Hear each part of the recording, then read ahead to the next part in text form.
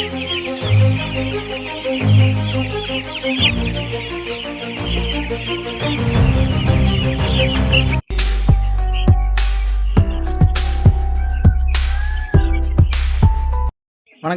இன்றைக்கி நம்ம பார்த்துட்ருக்கிறது நம்ம கோழி குஞ்சோட 5வது நாள் அப்டேட்டு.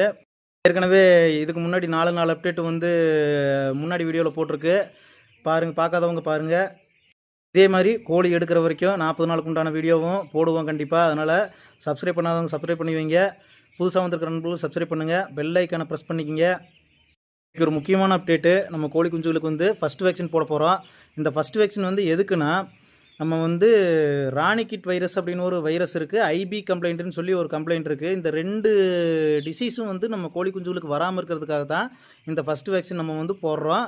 வேறு எதுக்காகவும் கிடையாது. இந்த ஃபஸ்ட்டு வேக்சின்ங்கிறது வந்து தடுப்பூசி தான். நம்ம வந்து இந்த ஹார்மோனுக்கு வளர்ச்சிக்கு போடுறதோ அதெல்லாம் எதுவுமே கிடையாது. இந்த தடுப்பூசி தான் இது. குழந்தைகளுக்கு வந்து போடுறோம்ல போலியோ தடுப்பு ஊசி, அந்த மாதிரி இதுக்கு வந்து கண்ணில் தான் விடுவாங்க சொட்டு மருந்து. தடுப்பூசி போடுறதுனால கோழிகளுக்கு வந்து வளர்ச்சியில எல்லாம் எந்த ஒரு மாற்றமும் எந்த ஒரு பூஸ்ட்டும் அது வந்து கிடைக்க போகிறது கிடையாது.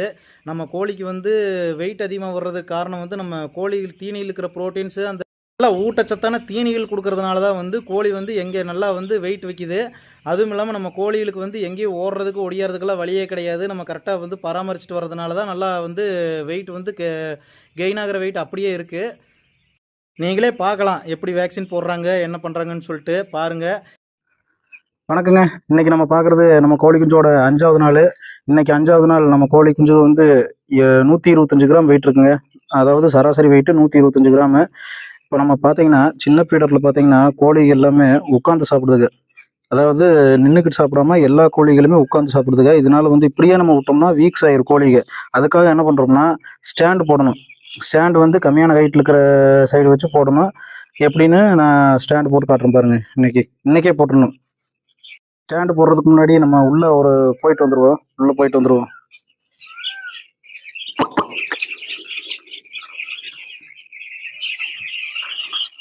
இந்த மாதிரி இருக்கிறது, இந்த மாதிரி ஒவ்வொரு சைடு போயிருக்கிறதுக்கு வந்து கையில் ஒரு பைப் மாதிரி வச்சுக்கிட்டு அப்பப்போ தட்டி விட்டுறணும்.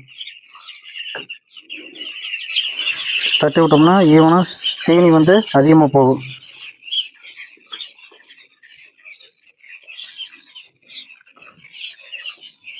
அடிக்கடி நம்ம உள்ளே வந்துக்கிட்டு இருந்தோம்னா கோழி நல்லா இருக்கும். நல்லா மஞ்சி எல்லாமே வந்து பார்த்திங்கன்னா எல்லா பக்கமே நல்லா வெட்டாக தான் இருக்குது. இந்த வெட்டாக இல்லை, ட்ரையாக இருக்குது. நல்லா ஈரமெல்லாம் இல்லை. எப்போவுமே ஸ்டாண்டு பக்கத்தில் தான் ஈரமாகும். இங்கே ஈரம் இல்லை. ஆனால் வந்து கோழிக அந்த சைடு இருக்கிறதுனால எல்லாமே கோழிக அந்த சைடு போய் இந்த ஸ்டாண்டு பக்கம் பாருங்கள் நல்லா ஈரமாக இருக்கும். பாருங்கள் எப்படி மேடை எப்படி இருக்குங்க. இந்த சைடு கோழி போகும்போது பொடுன்னு சவுண்டு வரும். மற்ற பக்கம் போகும்போது அந்த சவுண்டு வராது. ஏன்னா கெட்டியாக இருக்குதுல்ல. இப்போ இதுக்கு என்ன பண்ணணும்னா, இன்றைக்கி நம்ம வேக்சின் போட்டு எக்ஸ்டெண்ட் பண்ணி விட்டுட்டு இந்த ஈரமாக இருக்கிற இந்த கட்டி சேர்ந்துருக்கிறதையெல்லாம் எடுத்து போட்டுட்டு வரமஞ்சி போட்டோம்னா இந்த இடம் வந்து காஞ்சிடும். ஏன்னா தட்டி அந்த சைடு போயிடும். இந்த இடம் தட்டி இருக்காது. அதனால கோழிக்கு வந்து அணையாது இந்த இடத்துல.